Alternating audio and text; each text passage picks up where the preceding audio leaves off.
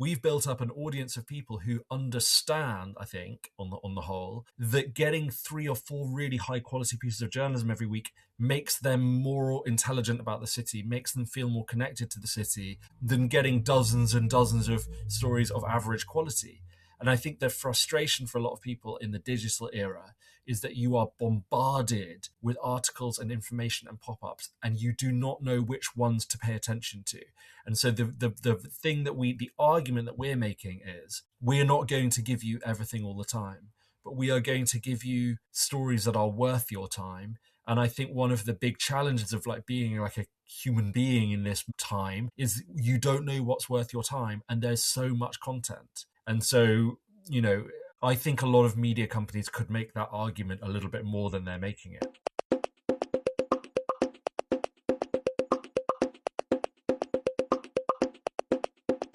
Hello and welcome to Fix It, the podcast by the Fix Media, where we unpack media insights and take you behind the scenes of editorial decisions, strategy, and innovation. I'm your host Anton Protsiuk, senior editor of the Fix Media. Before we dive in, please subscribe, follow, and if you like what you hear, support us at thefix.media. Welcome to the Fix Media podcast. I'm Anton Protsiuk, senior editor of The Fix, and today I'm happy to be joined by Joshi Herrmann, who is the founder and editor of Mill Media, which is a network of local outlets in the UK. And I think that Mill Media is one of the most interesting new media companies out there, so I'm happy to speak with Joshi about Mill Media's story. Joshi, welcome. Thank you very much. Thank you for having me. So for someone who's barely heard of Mill Media, who doesn't know a lot about the company, what makes you different among other UK media? Yeah, so I started this company almost 6 years ago because I felt that UK local media had gone in the wrong direction. It was like loads of ads on a website. They were going for scale. It was all about page views. The user experience was poor.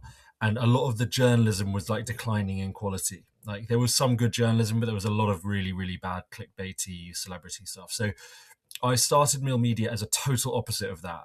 So instead of scale, we're going for like real community connection. Instead of just publishing everything on a website, we're email. Instead of being funded by ads and like programmatic networks, we're funded by our readers. And so we are doing high quality local journalism in the UK in 6 UK cities, which really tries to connect with people and which actually does another thing, which is it puts quality over quantity.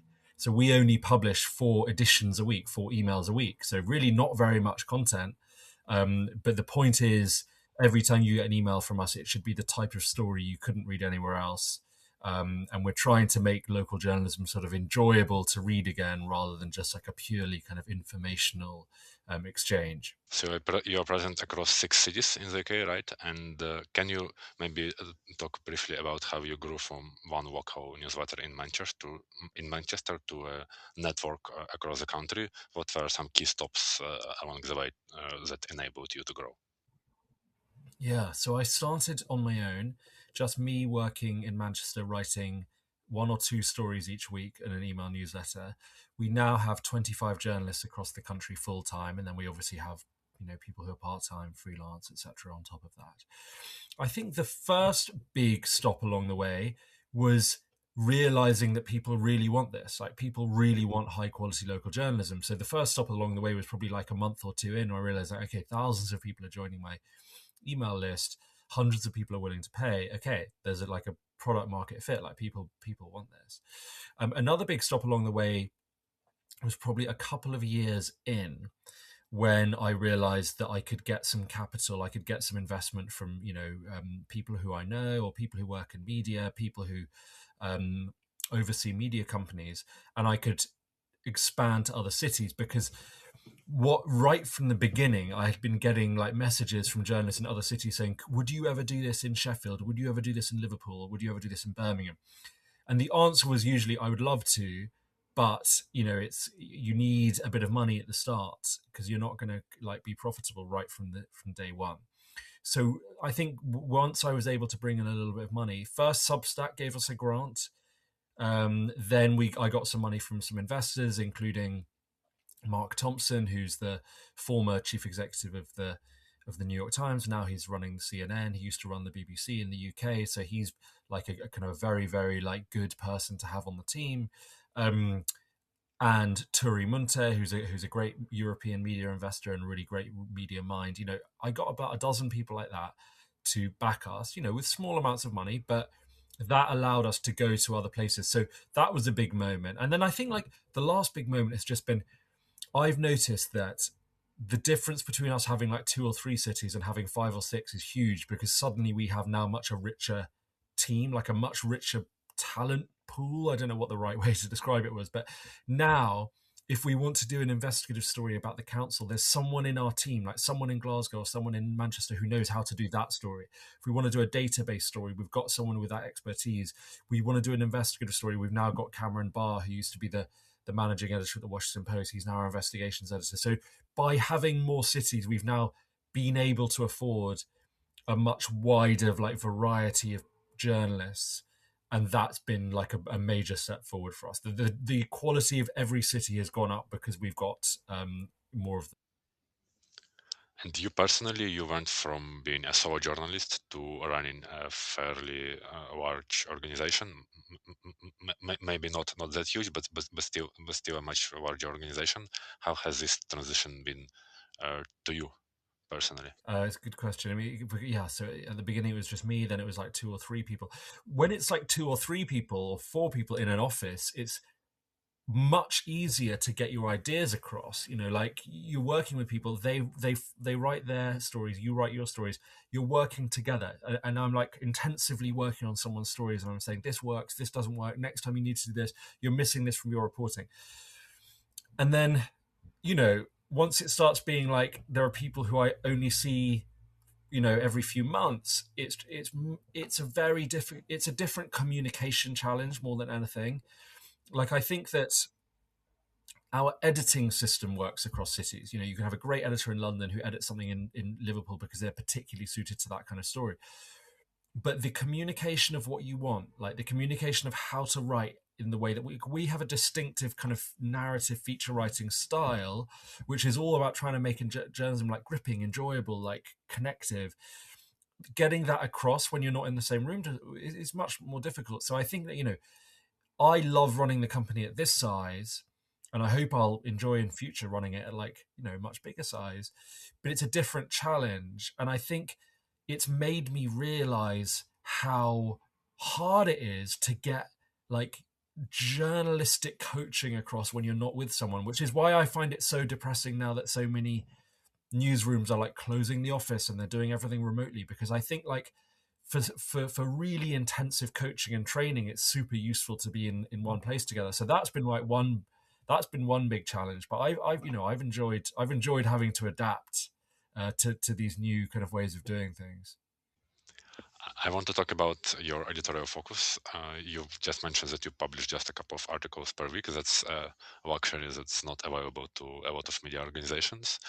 What enables you to do it, and then how do you choose what to write about? Well, I think what enables us to do it is that was our value proposition from the beginning. So if the Guardian now said we're only going to publish 4 stories a week, people would be unhappy with that, because people expect the Guardian to cover like 100 topics a day, and that's great. I mean, but it's also a problem for the Times or the Guardian, or they are being expected by their readers to cover everything, and we all know with the size of teams that media companies have, it would be much better for quality if they could cover a narrower range. So it helped that from the beginning I said, I'm never going to give you 10 stories a day. I'm not even going to give you 10 stories a week. I'm going to give you 2 stories a week, then 3, then 4. Now we're doing 4, sometimes we do 5. So being clear from the beginning about the expectations, but also making the intellectual argument about why fewer stories is better. We've built up an audience of people who understand, I think, on the whole, that getting 3 or 4 really high quality pieces of journalism every week makes them more intelligent about the city, makes them feel more connected to the city than getting dozens and dozens of stories of average quality. And I think the frustration for a lot of people in the digital era is that you are bombarded with articles and information and pop-ups, and you do not know which ones to pay attention to. And so the argument that we're making is, we're not going to give you everything all the time, but we are going to give you stories that are worth your time. And I think one of the big challenges of like being like a human being in this time is you don't know what's worth your time, and there's so much content. And so, I think a lot of media companies could make that argument a little bit more than they're making it. And obviously, you are reader funded, right? So you don't need a large scale for advertising, for example. And that's what I want to talk about a bit more about your bet on reader revenue and your monetization model overall. So so maybe you can go in more detail around your subscription model, and how do you think about monetization overall? Yeah, I mean, the nice thing about subscriptions is that monetization is kind of built into the editorial model. So, as you know, with advertising, you create the audience and then you have to do a separate thing, which is go and sell the advertising. Whereas with subscriptions or memberships in our case, it's built into what we do. Having said that, in order to convert people to go from like being on a free email list to being on a paid email list, that's work. That's still work. That's not like a super easy thing to do. We've got around 200,000 people who are on a free email list. We've got about 13,000 people on paid, on paid memberships. So it's a skill getting people from one to the other. And I think it's a range of things. Like sometimes you paywall the email halfway down. Sometimes you send out an appeal where you say, here's why you should be backing us, or here's the value that we can bring you.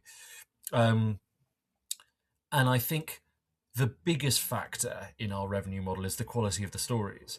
Like, so if I look at a month, a couple of our cities last month didn't do great.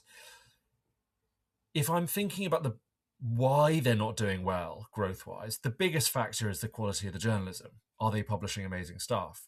And then after that, you start to think about, well, is the paywall good enough? Can we optimize the conversion, etc.? But I think fundamental to our model is we want to interest you enough that you sign up to a free email list, and then we want to compel you to pay because you think this thing's great, and I want more of it, and I want to support it, and I want our city to have this in the long term. So there's a kind of mix of motivations, I think, why people sign up. But it's ultimately a simple business. We also do some ad partnerships. So about 5% of our revenue is ad partnerships, local organizations and companies who want to work with us, national ones who want to work with us. We've had good partners. We've had the Financial Times work with us, advertising their subscriptions.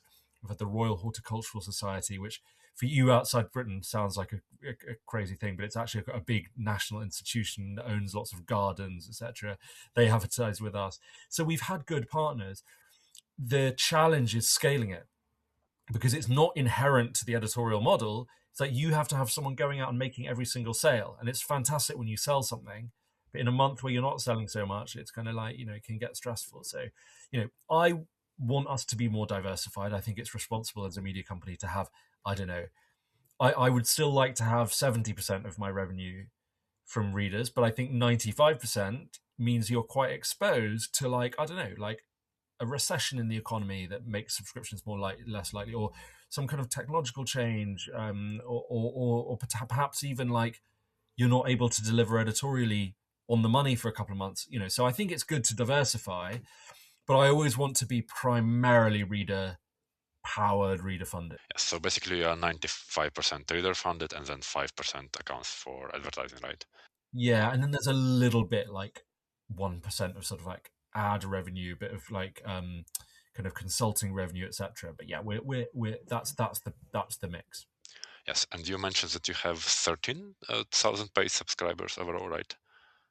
And can you maybe break it down a bit more by cities? Like what cities are already self-sustaining, what cities are still in the development phase? Yeah, so the first three are totally self-sustaining, and the next three are kind of well on the way there. So I'm hoping that our newest three cities will all become self-sustaining this year. So it's like our model gets to self-sustaining after, I don't know, 18 months or 2 years of investing in a city. Obviously, you can get there faster if you have lower costs, but we like to have a couple of people on staff. We like to have like a good amount of people writing freelance. So it's not easy to get to that point, but we've now done it in 3 places, and we're very confident this year we do it in 3 more. So I think you would have to say like the model at the basic level is like a sustainable model, albeit it takes a huge amount of effort and skill from my team to get the stories good enough that people are willing to pay. So, what does it take to launch a new city? How, what resources in terms of money, people, otherwise, do you need to launch a new city? Well, our traditional model when we launched in a city was that we would hire one person and we would build it around them, and then we would pay their salary for a few months, and then would publish in that time, and then after that we would have paid subscribers. So you're investing for like 3 or 4 months of marketing and also salary and freelance and our editing time. We've now actually just tried a different form of launching in Leeds, where we actually said we will only launch in Leeds if 500 people are willing to pledge that they will pay. And we actually got this idea from Zetland in Denmark. This is how they launch in a new country. They say, we'll only come to Norway if 5,000 people pledge. And it's hard, obviously, because you don't have any distribution in the new place. You don't really have that much goodwill. But we got on the Leeds one, within a month, we got more than 500 people to pledge to pay. And they put their card details in. So that, it's like not just, oh, I might pay. It's kind of like you will be charged the moment we launch. So that was great. And that means that, of course, we invested a lot of our time in it. We invested our product time, our editorial time, but we have not yet invested in a salary until we know that it's going to have backing. And now we're hiring the staff. So I think that's I've copied that from Zetland, and I think that's a good way to do it if you can build up enough enthusiasm in a new city. So you need lots of things in a city. You need to have loads of readers in a city who genuinely feel like they are not getting the local journalism, the local stories, the local information that they used to get.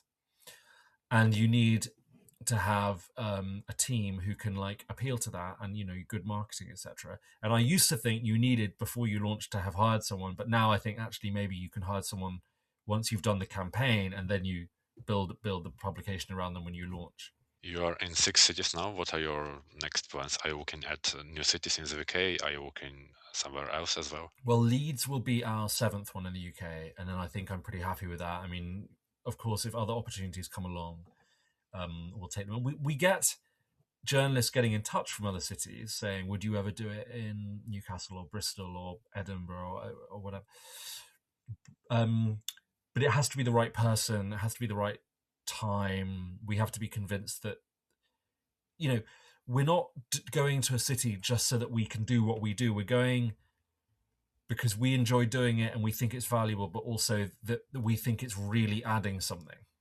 And if people can really convince us that like there is a real need for it, and we think it could make sense to do it, and it could be commercially viable, then we'll do it.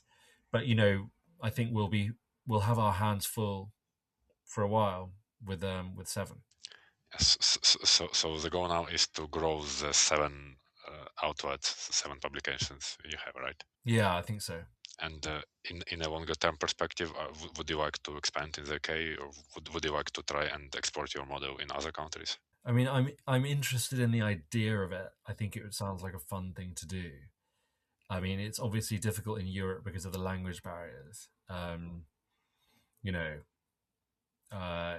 So we're not like a franchisable model. Like we can't just sell our brand or something. Like a lot of the value resides in the quality of the work, and we have high standards. And so if you think about it, we're not actually that scalable. Like if we were super scalable, we wouldn't be in 7 places after 6 years. We'd be in like 25. But to be scalable, you just need to have like a playbook that anyone can implement.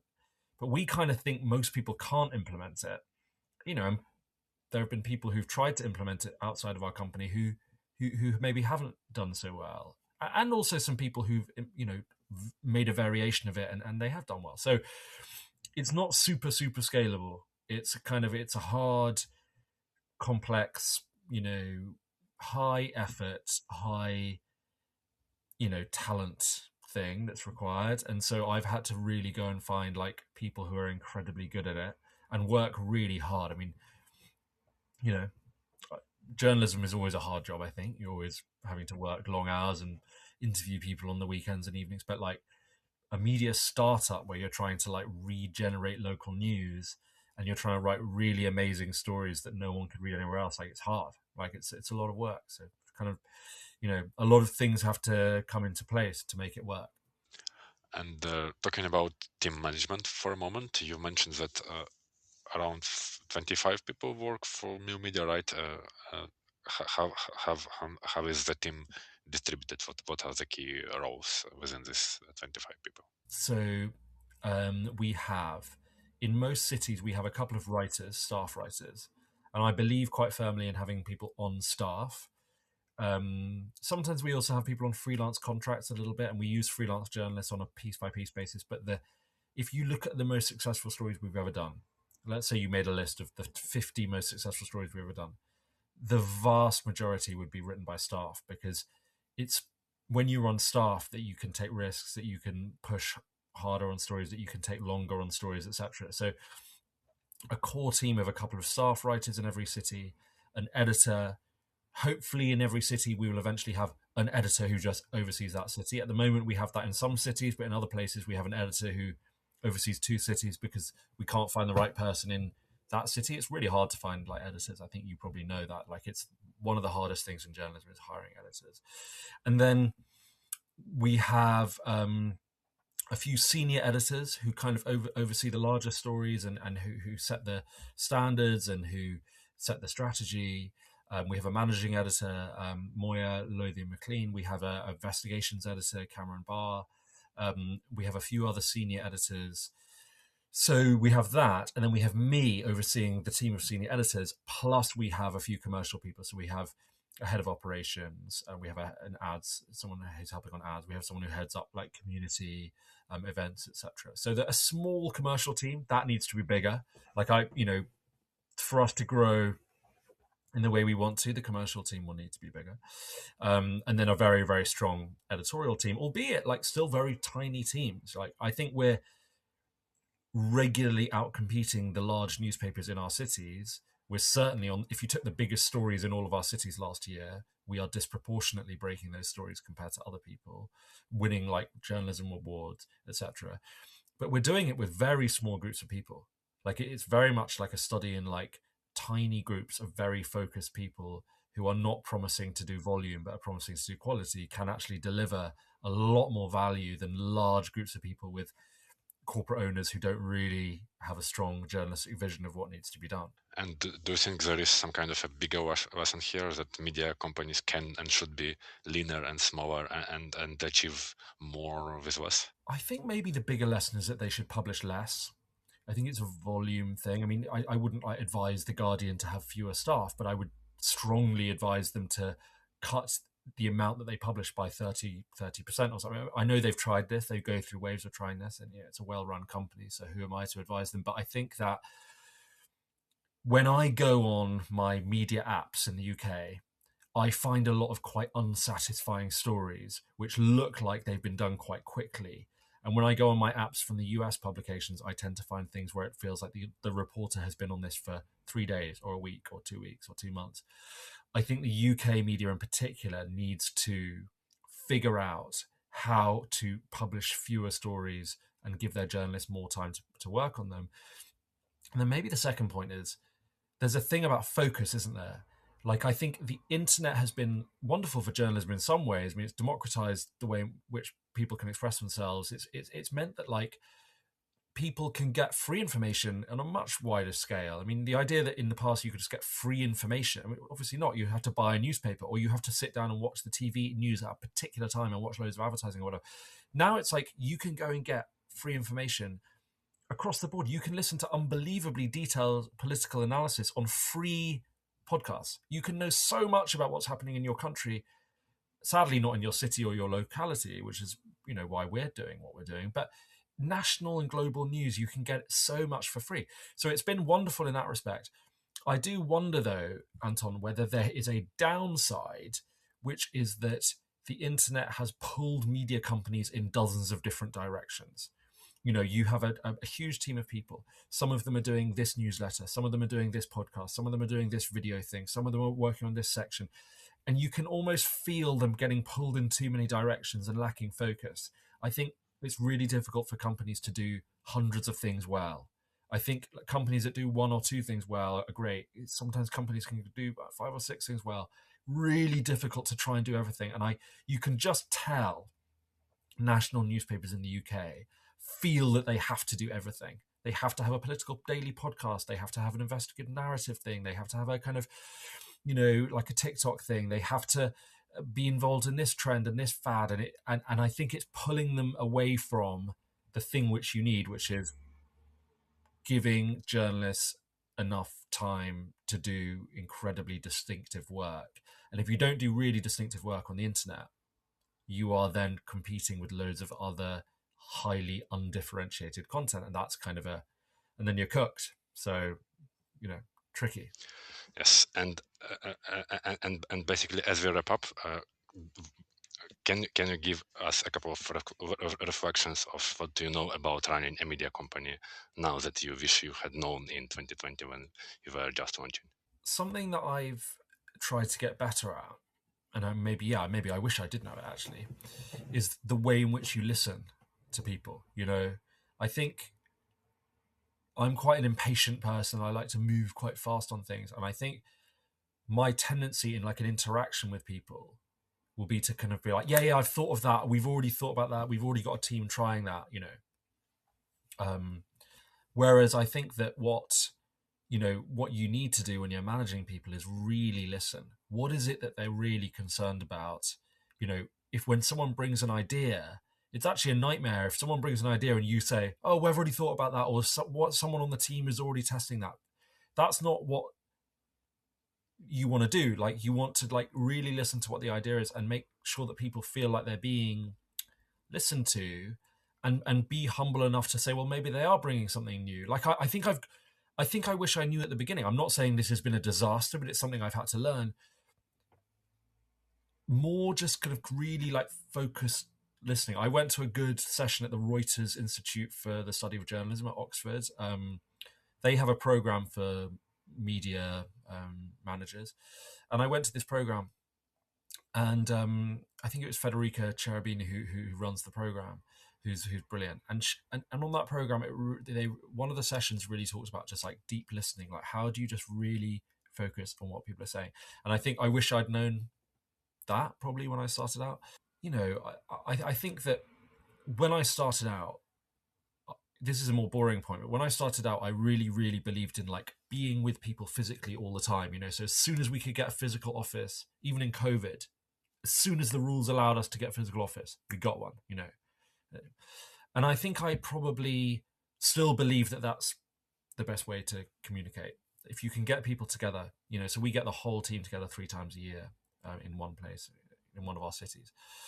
But I think what I've realized, and maybe I should have realized this earlier, is you can do great communication over video or over calls, but you have to focus on doing that. It won't just happen. Like if you expect the video and the call thing to be as ambiently easy as when you're in person with people, you can joke around with them, you can understand how they feel, you don't get that on the video. So you have to be intentional about doing it differently. So I think like I have learned that you can do a lot online, but you have to focus on that. Like, it's a different form of communication. You have to learn how to do it. You have to, in person, you can say to someone in the office, hey, I'm going to be 10 minutes late for this meeting because this call is overrunning. That's kind of fine. When you're doing that online, like one of my editors is always saying, like, don't push meetings back by 15 minutes or half an hour because, you're not in a room with people. You can't see what else they're working on. You can't, So I think it's like, I've learned loads of things like that, about just how to operate. I'm sure there are lots of other things, but of course I wish I knew those things earlier. But I'm not a regret, someone who has enormous regrets. Like you do things, you learn from them, you try to like do better and move on. That's really interesting. I think we might need an episode devoted solely to the lessons you learned at some point in the future. But for now, thank you so much for joining us, and Yeah, thank you very much. Thank you for having me. See you soon. That's all for today. Thank you for being with us. Follow the Fix, subscribe to Fixit, and if you want to help us grow, then head over to thefix.media and become a member.